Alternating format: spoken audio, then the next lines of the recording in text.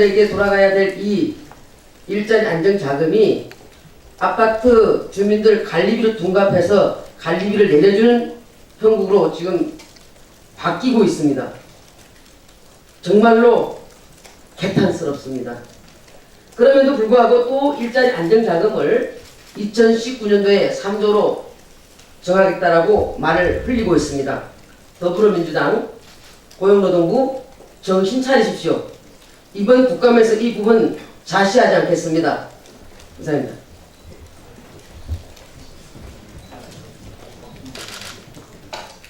예, 마리온 헬기 추락 사고에 대해서 말씀 좀 드리겠습니다.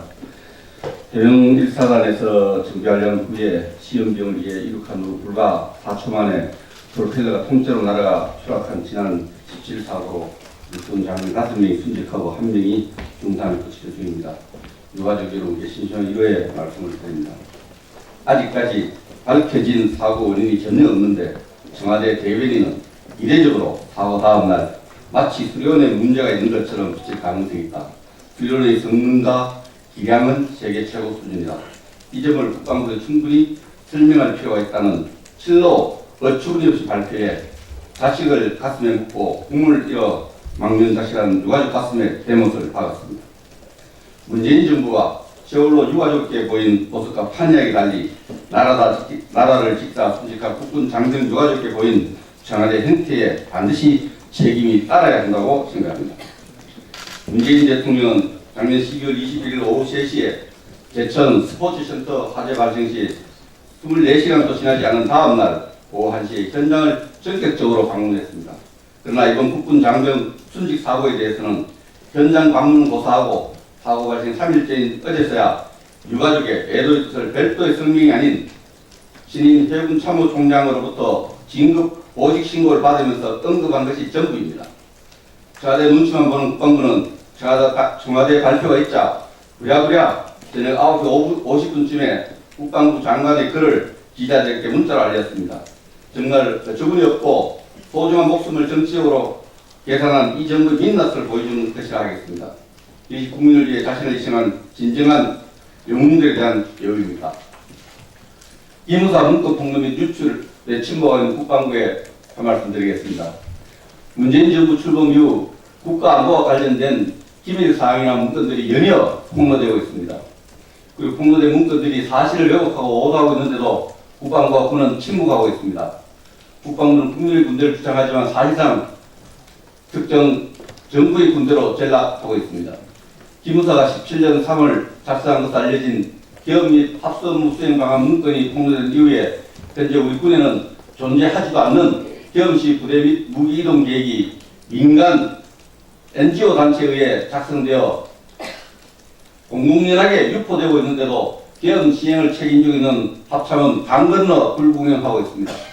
국방부 역시 문건 유출에 대한 보안조사조차도 실시하지 않고 있습니다.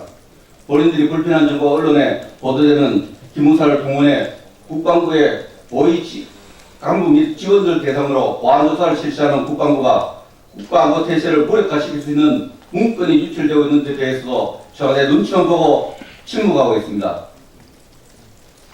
이 보안 유출에 대해서 국방부의 철저한 조사가 따라야 한다고 생각합니다.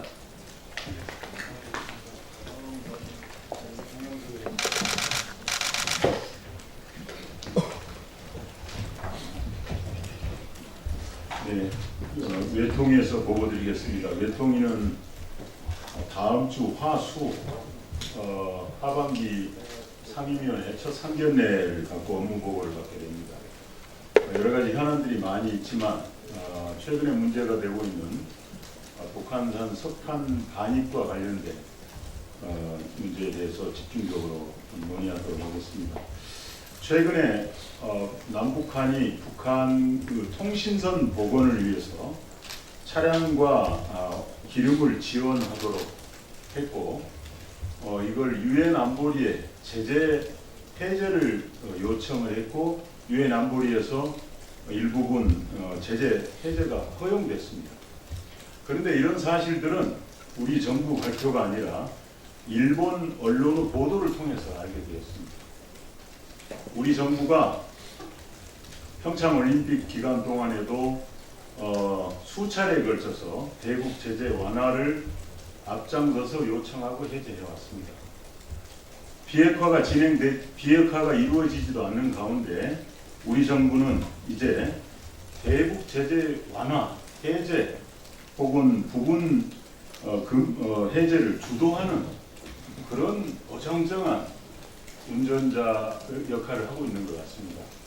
왜 당당하게 대북 지원을 위해서 제재 완화가 필요하면 당당하게 국민들에게 밝히고 국제사회에 말하지 못하는지, 또 유엔 안보리에서 통과가 됐으면 왜 국민들께 또 세계의 그 필요성을 이야기하지 못하는지 답답하면 합니다.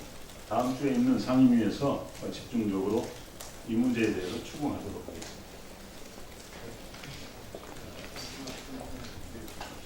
최근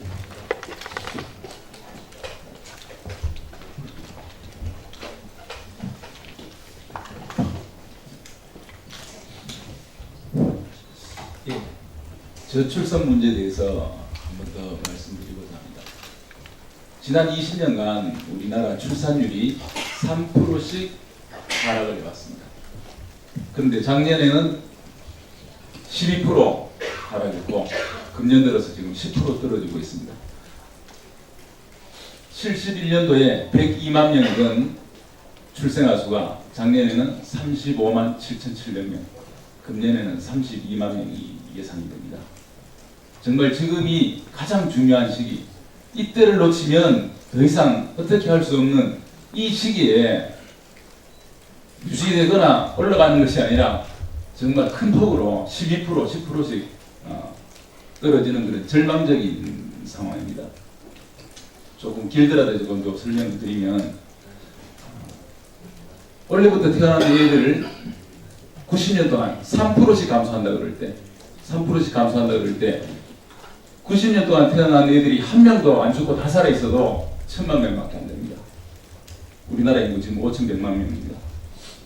현실로 다가옵니다.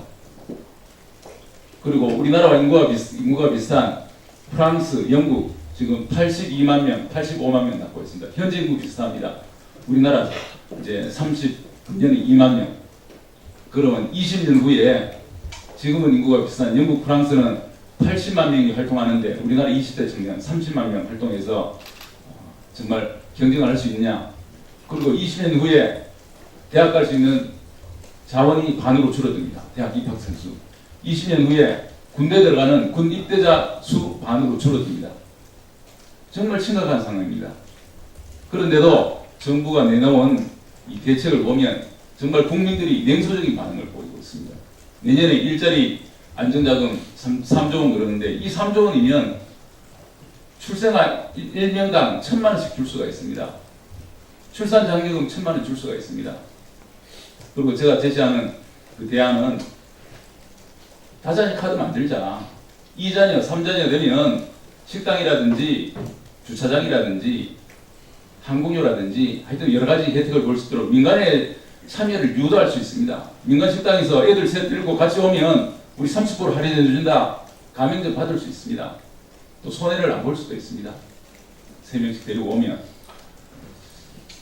그리고 공공 분야에서부터 이거 획기적인 이 가점을 줘야 됩니다. 애를 낳으면 공공 분야부터 승진회라든지 어떤 이 근무 환경에 있어서 그런 획기적인, 이거 돈 드는 거 아닙니다. 지금 제가 말하는 카드 만든 거 민간 참여 유도하면 돈 들지 않고요.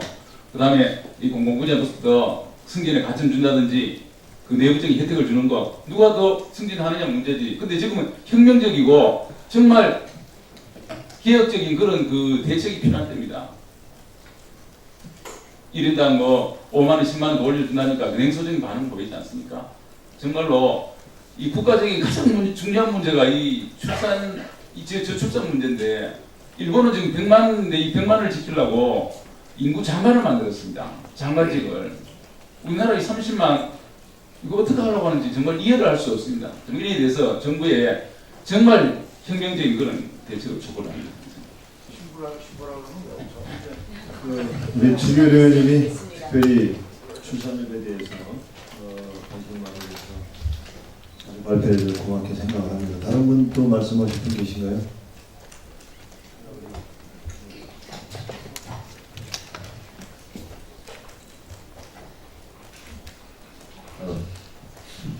우리는 당론으로 우리 신보라 의원의 앞으로 잘 이렇게 출산까지 되고 훌륭한 일 키울 수 있도록 모아주는 것이 우선인 것 같아요. 멀리서 쓸거 없이. 정말 아주 심각하고 중요한 문제죠. 지난 17일 날 자유한국당 전국위원회에서 김병준 비대위원장을 초대를 했습니다. 오랜 동안의 그야말로 질곡 속에서 어떻게 보면 최순실 사태 이후에 있던 여러 가지 국절 비대위도 지금 세 번째가 되고 그렇습니다만 이번이야말로 가장 그래도 국민들한테 좀 새로운 비전과 희망을 줄 수 있는 그런 비대위가 되기를 준비위원을 했던 사람으로서 간절히 소망하는 것입니다. 굉장히 어려운 과제라고 할 수 있지만 또 아주 쉬울 수도 있습니다. 그것은 우리 당원들과 특히 우리 국회의원들께서 잘 협조를 하면은 얼마든지 가능하다. 저는 그렇게 진단도 합니다.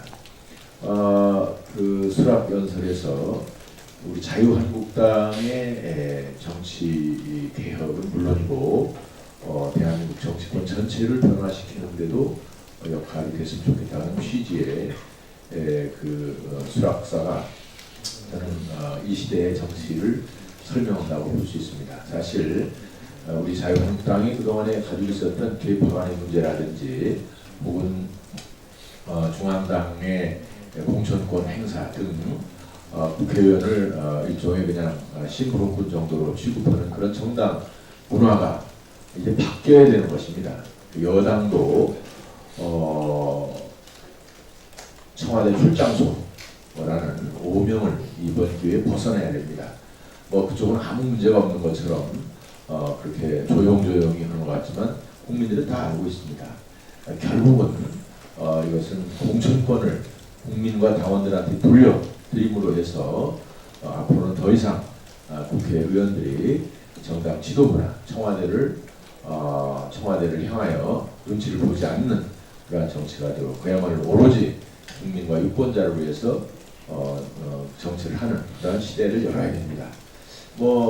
연장선상에서 우리 정당을 유지하는 비용을 슬림화함으로 해서 국민들 부담을 줄어들이고 또 당원들 관리만 하면서 당의 영역을 넓혀가는 그러한 방식으로 전환이 되는 그러한 이번에 계기가 됐으면 좋겠다 하는 말씀을 아울러 드립니다. 정치가 무서운 정치, 잘못하는 정치가 호랑이보다 무섭다고 그랬습니다. 요즘에 경제를 보면서 과거에 우리 국민들께서 누가 돼도 다 마찬가지지 그 사람이 그 사람이지 막 얘기하면 그놈이 그놈이지 이런 생각도 가지고 있었습니다만 저희들도 잘못한 것이 있습니다만 요즘의 정치를 보면서 정말 이게 호랑이보다 무섭구나. 이렇게 경제를 엉망으로 만들고 이렇게 일자리를 파괴하고 이렇게 미래에 대한 국민들의 희망을 꺾는 그런 정부라는 것이 있을 수가 있구나 그런 생각을 합니다. 지지율이 60% 초반대로 떨어졌다고 해서 급격하게 떨어졌다 했는데 저는 개인적으로 아마도 지금도 거품이 있고 이대로 민주당 문재인 정권에서 이대로 한다면 연말에서 내년 초쯤 되면 거의 30%에서 40%대까지도 갈 것이다. 그 이유는 지금 이제 경제가 이렇게 안 좋은데도 불구하고 계속 지지하겠다라는 그룹이 있을 수 있습니다.